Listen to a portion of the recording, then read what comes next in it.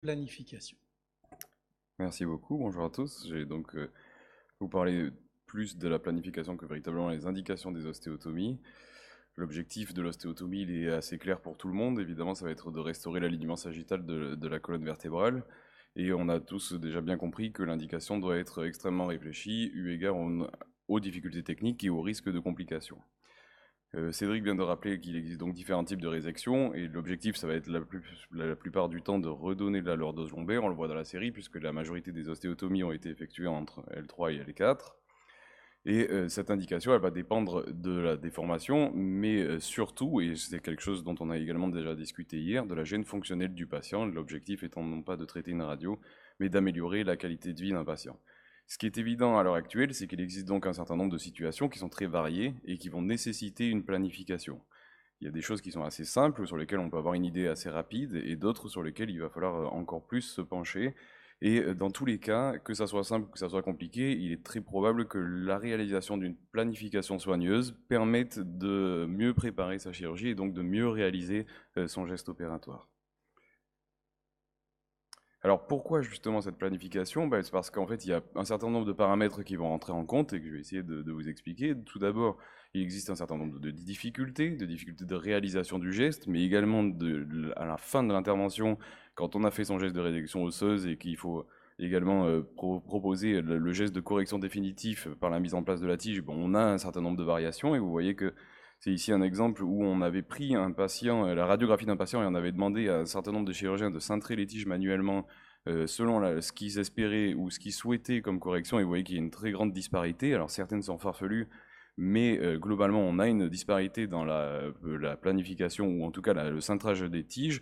Et ça fait partie des choses peut-être sur lesquelles on peut essayer de s'améliorer, puisqu'on sait que la restauration justement de cet alignement sagittal, il peut conditionner le résultat, notamment en termes de qualité de vie, bien que ce n'ait pas été particulièrement prouvé dans toutes les séries. Au-delà donc finalement du geste technique, qu'est-ce qu'on va prendre en compte? Ça a été rappelé aussi en début de table ronde. La première étape, c'est clairement d'obtenir des radiographies de qualité, puisqu'il faut qu'on puisse faire une analyse précise de l'alignement sagittal. Donc il faut obtenir des téléradiographies du rachis en totalité qui comprennent au moins les conduits auditifs externes jusqu'aux têtes fémorales. Idéalement même, on peut même avoir plus si possible.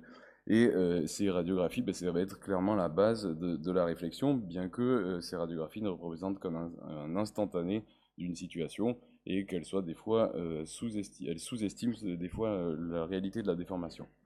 Donc on va mesurer différents paramètres. Ces paramètres, vous les connaissez, ils ont été aussi un peu rappelés. Ce sont donc les paramètres pelviens qui ont amené à proposer des objectifs de réalignement. Ces objectifs ne sont pas évidemment à prendre de manière très formelle et il faut l'adapter en fonction de différentes choses, dont l'âge des patients. Et l'objectif étant bien sûr d'apporter le maximum de soulagement aux patients.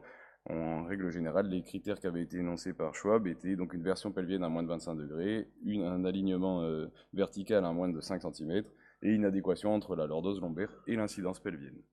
Alors en théorie, finalement, on a un déséquilibre antérieur et on va dire, tiens, je pars d'un déséquilibre antérieur de tant de centimètres, je veux la ramener et je peux mesurer un angle et cet angle, ça va correspondre à l'angle d'ostéotomie dont j'ai besoin.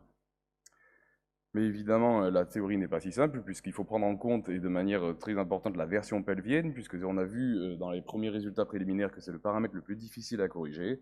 Et si on veut corriger également le SVA, mais également la version pelvienne, il va falloir faire un geste de résection osseuse qui soit plus important, de manière à ce qu'on puisse avoir dans la correction à la fois la correction de la SVA et la correction de la version pelvienne. Et ça a également un impact sur le choix du niveau de l'ostéotomie. D'une manière générale, plus on va faire une ostéotomie haute, plus on va corriger la SVA.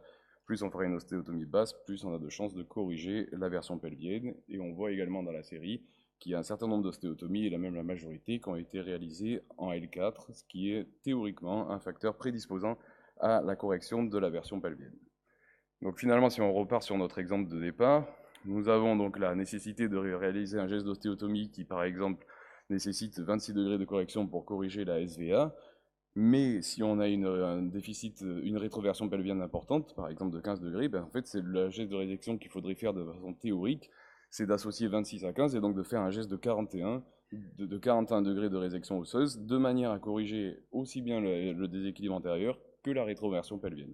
Et donc la version pelvienne est clairement un paramètre qui va intervenir et qui peut expliquer qu'un certain nombre de nos patients soient sous-corrigés.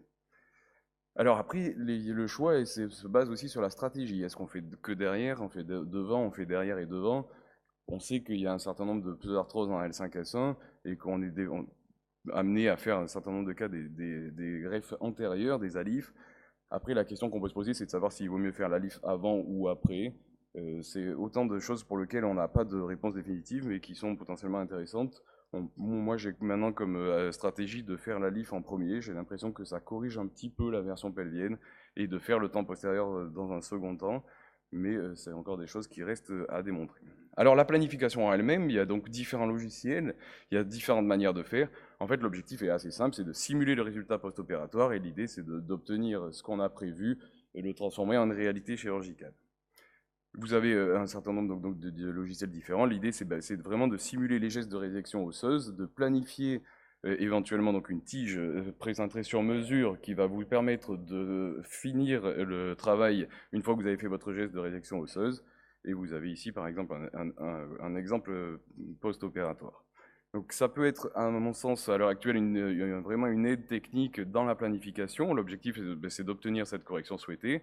Et potentiellement, comme on l'a vu hier, ça pourrait diminuer aussi le risque de rupture de tige. Et actuellement, Cédric coordonne un PHRC sur les tiges sur mesure pour lesquelles on aura probablement incessamment sous peu des résultats. Vous avez un exemple donc de planification. L'objectif, c'est vraiment de simuler les choses. On dessine la tige théorique et vous avez un exemple. Après, on peut faire l'analyse post-opératoire du cas, bien évidemment. Il existe des limites à la planification. La planification, elle ne fait pas tout, évidemment, et ça a été également un peu parlé, on en a un peu parlé hier. Il y a des limites qui sont liées à la planification en elle-même, c'est-à-dire que des fois, si on planifie mal, on a un mauvais résultat. Vous avez ici un exemple d'un patient pour lequel la planification clairement n'a pas été optimale, elle a été même clairement sous-optimale, et donc la réalisation du geste technique, il est mauvais tel que planifié, ça a été mal planifié, ça a été mal réalisé.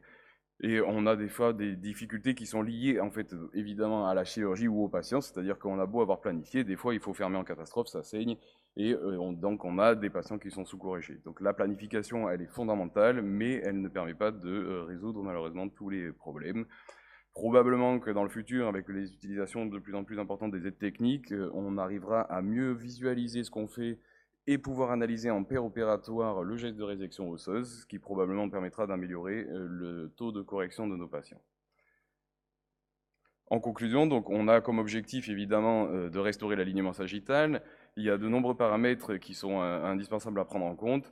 Et moi, le point sur lequel j'aimerais beaucoup insister, c'est le fait que cette planification préopératoire, elle est indispensable afin d'essayer de transformer cet objectif en une réalité. Et on voit que même malgré la planification à l'heure actuelle, on continue à sous-corriger nos patients. Je vous remercie de votre attention.